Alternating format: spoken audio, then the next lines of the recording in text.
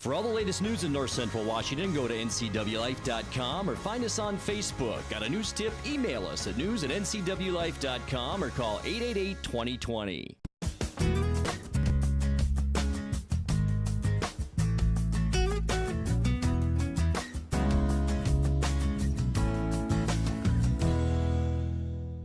Hi, welcome to Life with Lisa Bradshaw. My friend Carl Kjobech is in the studio today. You saw him in the opening of the show, riding his bicycle.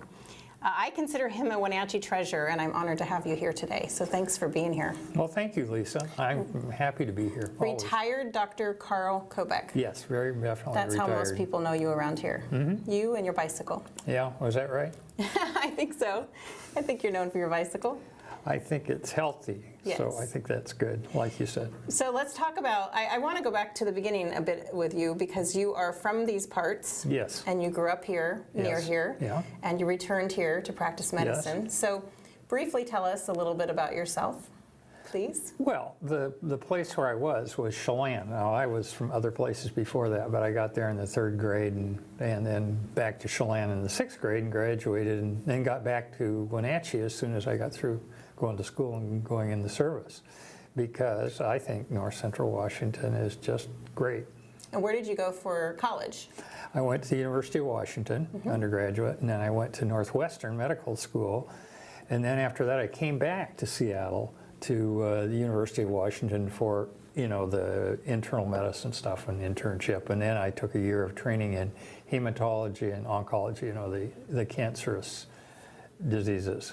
And is that the area you stayed and studied when you Yes. decided just Yes. to practice medicine? Yes, yeah. And I came over here, and when we started, I was the first one who'd been here with those specialties, and so it was kind of half time for me. The rest of the time I practiced internal medicine. So you spent all of your time practicing medicine here in the Wenatchee Valley, Yeah, right? yeah. I had a job for 33 years straight. Wow, Yeah. that's a nice job to have. Yeah, it is. There's a picture of you at the clinic Yes. hanging on the oncology floor. Yeah. And there should be one of Dr. Nodder too, but he hasn't had it done yet. He's another favorite around here. Yeah, he is. Yeah, he was my oncologist. He He's just my follow friend. up, yeah. Yeah. So, I wasn't actually treated here. He just did all my follow up every year. He's the first doctor who told me I was cured, which he was say very that? nice. He actually gave me the word. I think he knew it meant something to me. I think Nobody else would he's tell me very that. good at that, knowing the Yeah. right words at the right time. I came here from MD Anderson. That's where my treatment was. Right. I mean, my follow-up there too as well, and they would never give me that word. But he did, so Yeah. it changed my pace. Sure. So let's talk a bit about your experience with cancer. You are you spend your time in your practice as a cancer doctor. That's right. And then you have a shocking discovery of your own. Yeah, I found out I had prostate cancer in 1999, and had surgery for that. Yeah, so that came as a shock, right? And was that what sparked your interest in starting Wellness Place, or did that take some time? I can't really tell you, Lisa. I had always thought that the care that people got through the oncology department was great, but there were things that we couldn't do because of the limitations. You have the schedule where people were coming in every half an hour or so. It's really tough, and the nurses as well. So I thought that it would be good to provide some other services.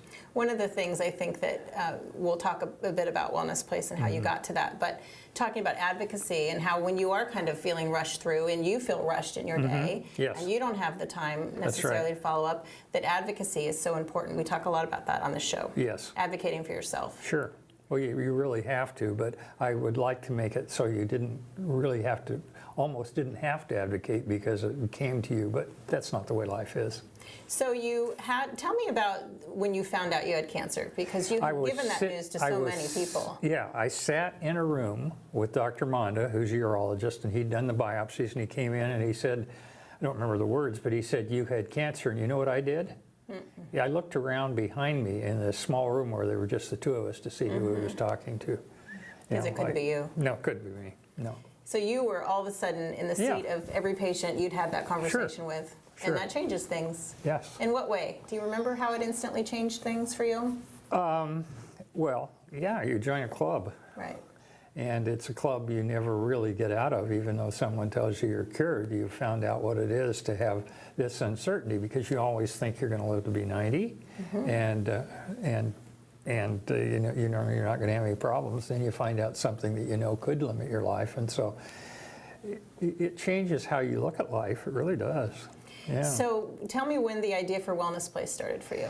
I think probably, I can't really tell you whether it was before, during, or after I had cancer, but I had always had that feeling like, you know, what are you going to do with yourself for when you retire? X number of years, and you don't know how many, and you know, you can't just sit. And so that seemed like an area of expertise, and I liked talking to people, and I felt like maybe I should be talking to them more. Like the day you come in and you have a malignancy, you're going to try to tell them, and you're going to try to have your nurse do some things for them too. But you know, you're not doing the whole job, and there could be some other organization outside of the doctor's office. So that's what it started for you. Yeah. It's another place for people to go. Right. And when we come back, we're going to talk with Erin Cash. She'll be here in a little bit. I want to. She's the one that is there daily running that operation. She's a wonderful lady of two wonderful ladies who are there when people go in for help. So before she comes on, we're going to also show a video. I worked with Carl and with Erin last spring on an exhibit I created through my nonprofit, the Don't Wait Project, and it's called Don't Wait to Celebrate Survivorship. I am a cancer survivor, and it was the 20-year anniversary, and I wanted to involve the community in celebrating life after cancer, not necessarily the entire story of how you were diagnosed and what treatment you went through, but who are you now? What have you learned from it? What have you gained? And so we filmed an interview. We asked all the cancer patients who showed up at Pybus Market the same 4 questions, and we produced a video. We put it all together. We're going to show it for you now. She'll tell you where to go. Go to your right a little bit. Over here. Are you running? This way. Yeah. Okay, good. Here you go. A little more. Perfect. I had bladder cancer. Transitional cell carcinoma. I had breast cancer. I've had bladder cancer in 1992, and then I had prostate cancer in 2015. I've had breast cancer, I've had left lung cancer, right lung cancer, and throat cancer. I have leiomyosarcoma. I had non-Hodgkin's lymphoma. It was stage 4. The type of cancer I had was neuroblastoma. Small cell B cell follicular lymphoma, indolent type, end stage. I've been a survivor for 30 years. 4 months. From the breast cancer, 9 years. I've been a survivor for 21 years. I've been a survivor for 5 years in September. I've been a survivor for just almost 5 years. I still have it, so I consider myself a warrior more than a survivor. I have been a cancer survivor for 8 years. I've been a cancer survivor for 2 years now. I've been a survivor for 15 years. I was at work, and when I received the phone call from the doctor, I feel calm because I have the answer that I was looking for the symptoms that I was dealing with. Fear, scared. Oh, the way they told me, the way I was feeling it that time, and I still remember that. How did you feel? Sometimes shy, embarrassed, and depressed. I went in a room, a small room with Dr. Monda, who's a urologist, and he told me, you know, you have prostate cancer, and I looked around to see who he was talking to. It was like it was total denial. It wasn't me. I just remember how concerned and nice Dr. Julie Smith was when she told me. She actually had tears coming down her eyes. I vividly remember sitting in the clinic and the oncologist coming up to me and saying, "Dave, I wish I had better news, but you have bladder cancer." And I just kind of felt the world stand still. And I thought, okay, what do we do next? And I kind of felt my heart skip a beat, but I also had hope in Christ and in my family and in my support. And I said, whatever it takes, let's beat this. So initial fear, shock, but also a sense of hope right after. Because I have a little girl who's right over there, I was scared that it would be worse or that it might spread. And I'm still, you just get scared that it might come back, but I was scared. I was determined that I would fight it and survive it. I am more aware of a woman's wellness. Get your mammograms and take that seriously. Made me feel more stronger. I was ready to fight. One of the most scary, difficult things in my life has been used in many ways to strengthen me and encourage others. And I can look back on it and say, that almost put me in the grave, but because of that, I have actually more life and more purpose because of it. Oh, I learned about the wellness place and that I'm not alone. It's really changed me in that I've learned that every day is a blessing, that you can't take anything for granted, and that in all things you move on and you fight and you hope for a cure. The advice I would give to someone going through cancer right now is to recognize you're not alone at all. Cancer is not a battle you fight as an individual.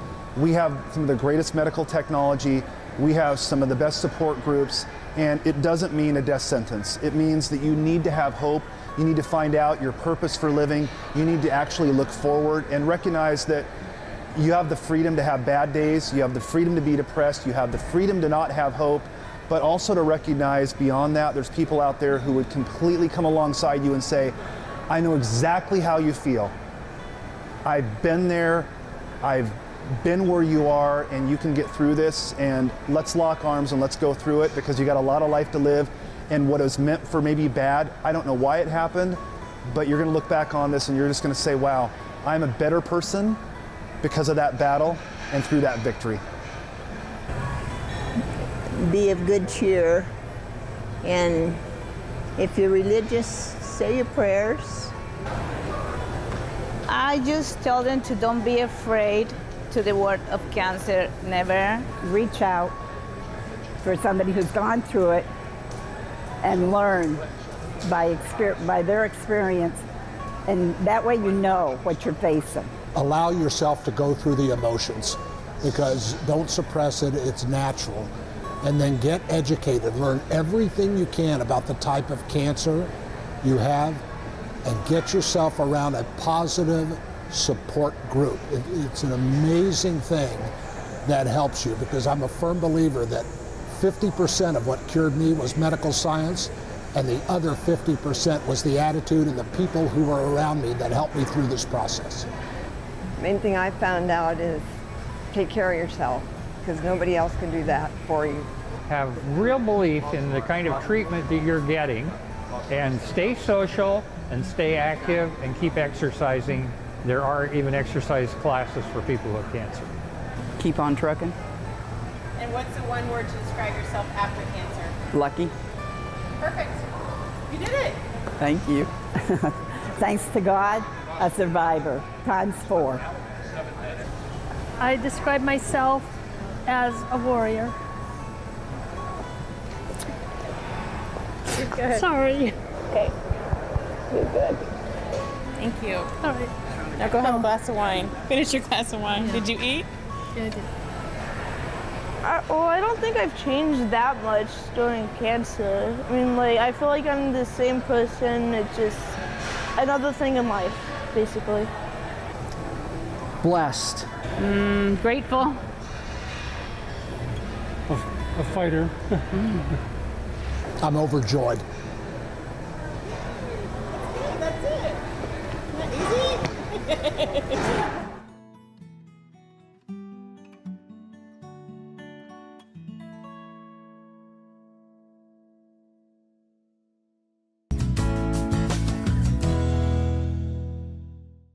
Have a fun video you'd like to see featured on NCW Life? Email us at newsphotos@ncwlife.com.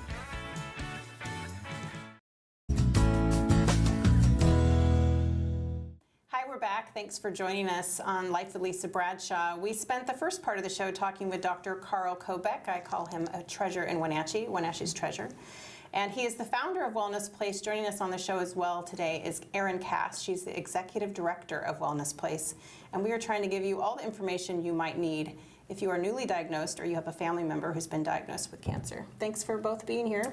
Thank you, Lisa. So Carl and I were talking earlier in the show about his idea for Wellness Place. And I wonder, Carl, Yes. how much did your idea about Wellness Place differ from the outcome of Wellness Place? Well, there have been some things that have really been different. I thought we'd have people coming in to look on computers to find out things about their treatment and so on. We got rid of those after about 2 years. You know. Everybody has their own now. Yeah, and we built up a pretty good library, but didn't find a lot of takers on that either. So it turns out that people-to-people things are more important. I think that's it. And how long ago did you found Wellness Place? How long ago did it get started? First was in 2003, yes. So it's been 14 years. Yeah. Wow. No. So Erin, tell us what a typical day is like, if you can. Thanks again for being here. Thank you. Just bringing you in here. This is a real honor. A typical day at Wellness Place. Is there a typical day? Not often. It's such a great, first of all, it's a great privilege to be at Wellness Place. Sometimes we are meeting people who have just learned a really shocking diagnosis. They're in shock, maybe they're overcome with sadness, anger, a lot of different feelings. So a typical day, often there's nurse navigators or social workers at Confluence that will direct people down to us at 609 Okanagan Avenue. Get that in there. It's a nonprofit. We own the building now. We've been there for a year. Those of you who are from Wenatchee may know the old Milo Mills flower shop. Well, that's where we're at. So people walk through our doors usually with a referral and a lot of sadness, a lot of fear. So our job is to obviously, talk once, listen twice, and really understand their diagnosis, their feelings, and their needs. So do you think you could have started Wellness Place had you not had that cancer experience? Do you think you would have been led to do that in retirement? I can't really say. I think I'd been thinking about it some, but that just, made the Sealed it decision for you. right there, right. Yeah, I don't think it would have been quite the same for me. So a lot of people, so you receive people right away. Sometimes you're the first place they go, and there are support groups there. But there's also a lot of things that you provide. We want to get to the support groups, but talk about the vast programs and offerings you have. I don't think people realize maybe. Right. Most people think, well, they only help women with breast cancer. That is not the case at all. Men, women, all diagnosis, all stages. So people walk in with various needs, whether it be transportation costs. They're traveling sometimes 3 hours one way for a 15-minute radiation appointment from maybe Oroville. And so we'll help with gas cards. We'll help with nutritional supplements, maybe wigs. Maybe we'll pay their electric bill. Child care costs. I don't know what the needs are, but I'll listen and try to understand how we can best help them. And those are the tangible ways that we can help people. And then you also have support groups. So tell us about those. Right now, in fact, we have our twice monthly Women Surviving Cancer support group, where women can come to a really safe environment in a confidential setting. And whether you're newly diagnosed or been cancer-free for 20 years, the women, it's a special group. They're very welcoming to new people. It's a lunch provided by us, and it's a safe place, again, where people can talk about different medications they're taking, or should I have this surgery? Should I talk to this doctor? It's just a really great place, and Dr. Kjobech sometimes pops in and can visit with the women too. We also have a men's support group, which is now offered in Chelan at Lake Chelan Community Hospital. We have an ostomy support group, Parkinson's support group. So we often travel into different chronic illness realms as well. Based on the need. Based on the need, right. When I was first diagnosed with Hodgkin's disease, I was 24 and newly married, and it was very difficult to find anyone my age going through the same thing in the town that I lived in. Wow. And I went to a support group, and I remember the first time I went, it kind of terrified me, because there was a woman sitting in the group, and it was a pretty large group, probably 20 plus of us. And she was knitting, and she'd been coming to the group for 7 years. And I went home and I was scared, and I said, will I still need the group in 7 years? And my mom says, you may not, but she does. And that changed how I looked at things, because to her, For me, it was about needing the support, but I went back each time because it was about being somewhere at 6 p.m. on Tuesday night. You know, no matter, you know, I could go there, it was safe to go there for treatment. People knew not to show up if they were sick, to, you know, because I was immune compromised. But I watched her navigate the group, and she was really there for everybody else at that point.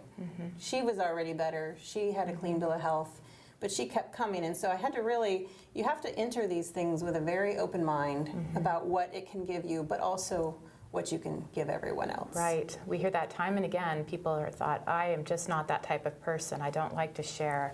It makes me uncomfortable. And they keep coming back. Right. They come that one time, and then I think it's a curious thing. You want to kind of find out how everybody's doing and making sure that you can support them as well. So let's talk a bit about what you've learned. You have not had cancer yourself. No. Carl and I were both talking about our cancer experiences. So what have you gained from it personally in this job? You could do any kind of work you wanted in this community. Why this work, and what have you gained from it? I lost my mom to cancer 8 years ago, and that was the first time I had experienced such an incredible loss, and seeing someone you love so dearly go through that journey, and it really was life-altering for all of us, but it was difficult. So I knew at that point I wanted to be a part of the healing process, or help in that regard. And nonprofit work is really rewarding in the sense that you know, the donations that we get from the community are so cherished because they're unrestricted funds. We can help people without people looking over our shoulder and saying, you know, I don't think you should do that. We feel really fortunate to be able to help people the best way with the either use of dollars or emotional support. So I really believe in Wellness Place, and I can see from my mom's experience how important the sense of community really is for people going through that journey. So if I can have a small part in it and help facilitate that process, that's what I'm going to do, and that's what I'm doing. So what a great position to be in, and it's just like a community like no other. During the video earlier, we saw Dave Solomon talk about how cancer is not something you go through alone, that it's a group effort. And I think that that's really what Wellness Place offers, is that sense of community, which you're both talking about. When we come back, we're going to take a quick break. We're going to finish up with Carl and Erin and let you know where you can go for support, where to get more information, website, and that sort of thing when we come back in just a moment.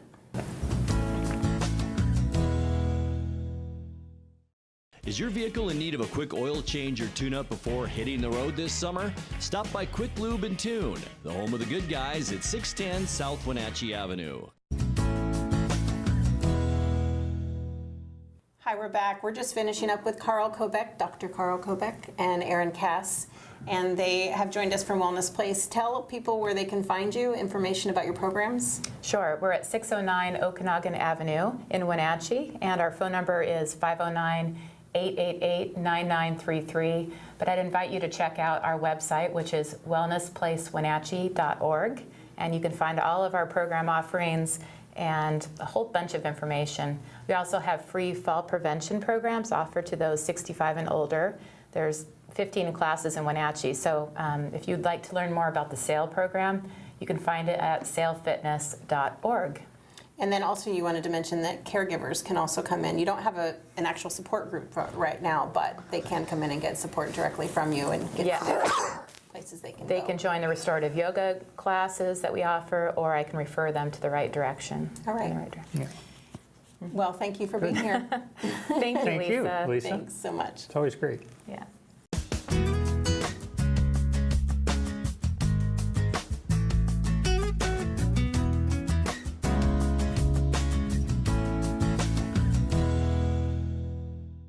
Are you wanting high-speed internet but don't have access to PUD fiber? Try Sky-Fi high-speed wireless internet from LocalTel. Call 888-8888 today.